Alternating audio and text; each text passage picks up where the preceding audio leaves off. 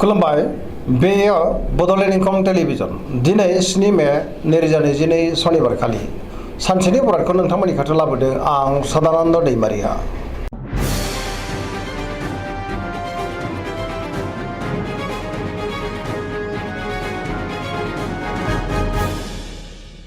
सिगां फरायनो लादों मेष राशि गिबि हांखो अ ल। दिनैनि साना जोबोर मोजां, मोनफ्रोमबो बिथिङावनो जाफुंसार जागोन। हरखाबै बहानिफ्रायबा मोजां खौरांबो मोननो हागौ। जेरावबो देरहासार जागोन। मावनो लानाय खामानिखौ थि समावनो आरो गोरलैयैनो मावफुंनोबो हागोन। सिगांनि बबेबा आद्रा खामानिखौबो दिनै मावफुंनो हागोन। गोसोआव जोबोर गोजोननाय फैगोन। देहाया मोजाङै थागोन। अब्लाबो नाथाय जानाय लोंनायाव सांग्रां जानाया गाहाम। रांखावरियाव दिनै जोबोर मोजां, गोबां धोन आरजिनो हागोन। न'खराव बिसि फिसायनि गेजेराव अनलायनाय फैगोन। बिदा फंबायजों मोजां सोमोन्दो थागोन। बिमा बिफानि अननाय आरो बोरखौबो दिनै मोननो हागोन। सोरबा लोगोनिफ्राय थोजासे हेफाजाब मोनगोन। गुबुननि थाखाय गोबां मोजां खामानि मावनानै होनोबो हागोन। गोसोनि बोलोआ बांगोन। समाजावबो दिनै मान मोनगोन। लाइमोनफ्रा मोजां खौरां मोननो हागौ। गोसोआबो दिनै जोबोर रमान्टिक जागोन आरो गोसोनि साननायखौ फोरमायलायनोबो हागोन।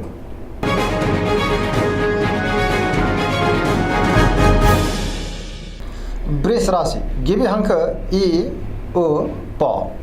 दिनैनि साना जोबोर मोजां, गोबां खामानि मावनो गोसो दुंखांगोन। गोसोखौ दिनै जोबोर गोजोननायबो मोनगोन। पजिटिभ साननो रोंगोन। गोसोनि बोलोआ बांगोन। मावनो लानाय खामानिखौ थि समावनो आरो गोरलैयैनो मावफुंनोबो हागोन। समाजाव मान मोनगोन। रांखावरियाव दिनै जोबोर मोजां, गोबां धोन आरजिनोबो हागोन। बेफार फालांगियावबो दिनै जोबोर मोजां, आयाबो बांगोन। गोबां मुलाम्फा मोननो हागोन। न'खराव दिनै बिसि फिसायनि गेजेराव अनलायनाय फैगोन। बिदा फंबायजों मोजां सोमोन्दो थागोन। देहायाबो दिनै मोजाङैनो थागोन। गुबुननि हेफाजाबखौ मोनगोन। जायखि खामानि मावा मानो मोनफ्रोमबो खामानिखौनो दिनै गोरलैयैनो मावफुंलांनो हागोन। सोरबा लोगोनि थोजासे हेफाजाबखौ मोननो हागोन। गोसोनि साननायफ्राबो दिनै जाफुंगोन। पजिटिभ एनार्जिनि गोहोमबो गोग्लैगोन।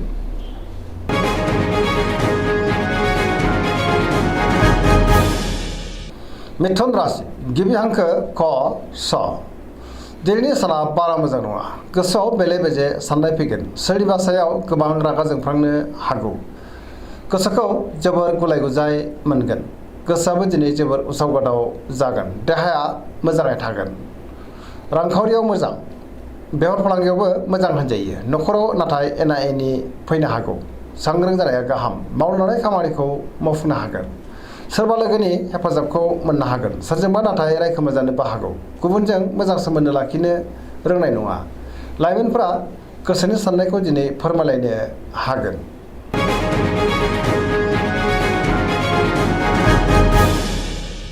कर्कट राशि गिबि हांखो ड ड ह। दिनैनि साना मोजां आरो गाज्रिनि गेजेरजों बाबेरलांगोन।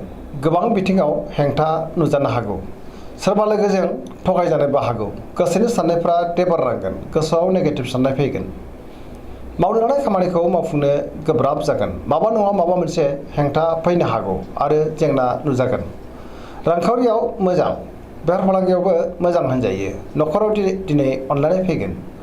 देहाया मोजाङैनो थागोन। गोसोखौ जोबोर गिलुं गिलुं मोनगोन। गुबुननि हेफाजाबखौ मोननो हागोन। समाजाव मान मोनगोन आरो बयजोंबो अनजागोन।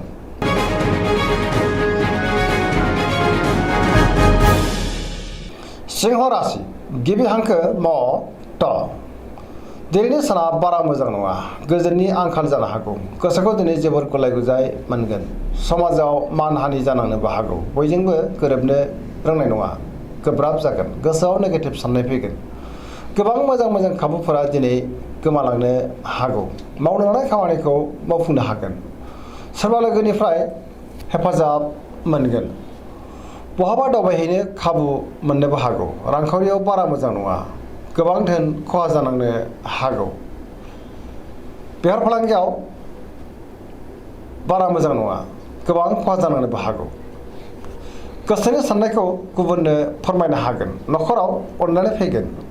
गुबुननि गोसोखौ नाथाय बोनो गोब्राब जागोन। देहाया मोजाङैनो थागोन। गुबुननि थाखाय नाङा फाङा जेंनायाव गोग्लैनांनोबो हागौ। नेगेटिभ एनार्जिनि गोहोमबो गोग्लैगोन।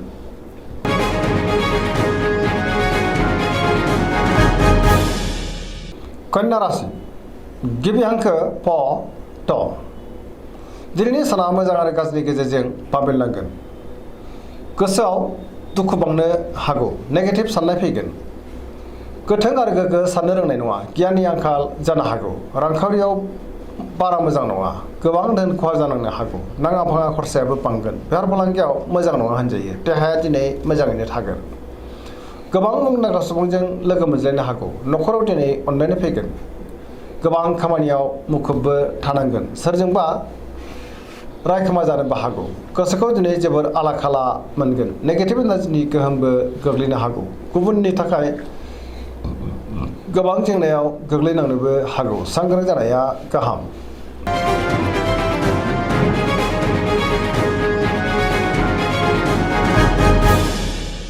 तुला राशि गिबि हांखो र ट दिनैनि साना मोजां आरो गाज्रिनि गेजेरजों बाबेनलांगोन गुबुननि थाखाय नाङा फाङा जेंनायाव गोग्लैनांनोबो हागौ गोसोखौ दिनै सुखुवा बुखुवा मोनगोन गोजोननि आंखाल जानो हागौ गोसोनि बोलोआ लोरबां जागोन गावनि गोसोनि साननायाबो देबर नांगोन मावनो लानाय खामानिखौ मावफुंनो हागोन देहाया मोजाङै थागोन रांखावरियाव मोजां मोननो गोनां धोनखौ दिनै मोननो हागोन नाथाय अब्लाबो खरसायाबो बांगोन न'खराव अनलायनाय फैगोन बिसि फिसायनि गेजेराव मोजां सोमोन्दो थागोन समाजावबो मान मोननो हागोन बेफार फालांगियाव मोजां मुलाम्फा मोनगोन गुबुननि गोसोखौ दिनै बोनो हागोन सोरबा लोगोनि हेफाजाब मोननो हागौ बहाबा हान्थिनो एबा दावबायहैनो खाबुबो मोननो हागौ आरो मोजाङैनो हान्थिनोबो हागोन नाथाय अब्लाबो गोसोआव सुखुवा बुखुवा मोनगोन सेंग्रा सिख्लाफ्रा गावबा गावनि गोसोनि साननायखौ फोरमायलायनो हागोन आरो गोसोआबो दिनै जोबोर रमान्टिकबो जागोन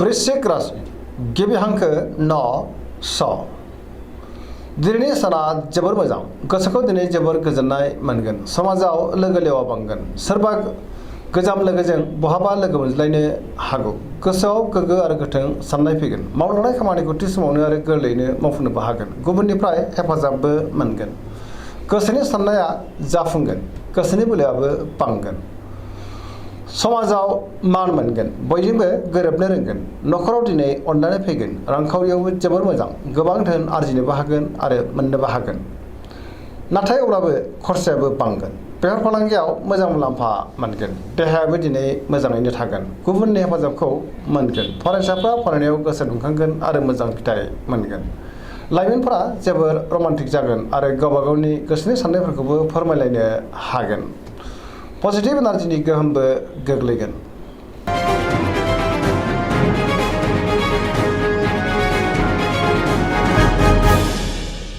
धनु राशि गिबि हांखो ध फ भ दिनैनि साना मोजां आरो गाज्रिनि गेजेरजों बाबेनलांगोन मावनो लानाय खामानिखौ थि समावनो मावफुंनो गोब्राब जागोन गोसोनि साननायफ्राबो दिनै देबारनांगोन गोबां जेंनाजों मोगा मोगि जानांनोबो हागौ रांखावरियाव बारा मोजां नङा मोननो गोनांखौ दिनै मोननो गोब्राब जागोन बेफार फालांगियाव बारा मोजां नङा गोबां खहा जानांनोबो हागौ समाजाव नाथाय मान मोनगोन न'खराव सोरबा आलासि फैनो हागौ देहाया दिनै बारा मोजां थानाय नङा गोबां रोखोमनि देहायारि जेंनाजों मोगा मोगि जानांनो हागौ जानाय लोंनायाव सांग्रां जानांगोन न'खराव दिनै अनलायनाय फैगोन बिदा फंबायनि हेफाजाबखौ मोननो हागोन लाइमोनफोरनि गोसोआ दिनै जोबोर रमान्टिक जागोन आरो गोसोनि साननायखौ फोरमायलायनोबो हागोन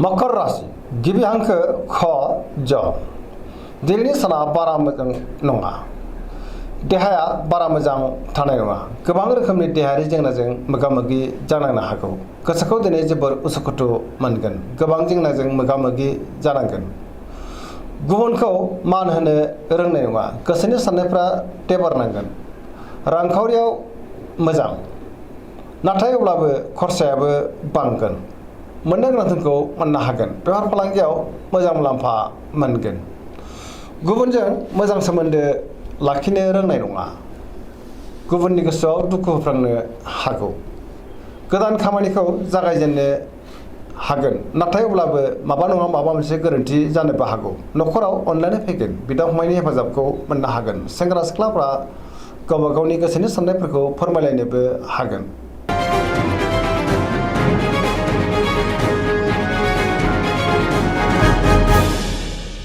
कुम्भ राशि गिबि हांखो ग स दिनैनि साना बारा मोजां नङा सोरजोंबा नाङा फाङा सोंखारि जानोबो हागौ गोसोखौ दिनै जोबोर आला खाला मोनगोन गोजोननि आंखाल जागोन मावनो लानाय खामानिखौ थि समावनो आरो गोरलैयैनो मावफुंनो गोब्राब जागोन बहानिफ्रायबा गाज्रि खौरां फैनोबो हागौ समाजाव नाथाय मान मोनगोन गोबां मुंदांखा सुबुंजों लोगो मोनज्लायनोबो हागौ रांखावरियाव दिनै जोबोर मोजां बहानिफ्रायबा गोबां धोन मोननो हागौ देहाया मोजाङैनो थागोन गुबुननि गोसोखौ बोनो गोब्राब जागोन बिमा बिफानि अननाय आरो बोरखौ नाथाय मोनगोन बहाबा दावबायहैनो खाबु मोननो हागौ नाथायब्लाबो नेगेटिभ एनार्जिनि गोहोम गोग्लैगोन लामा सामायाव सांग्रां जानाया गाहाम।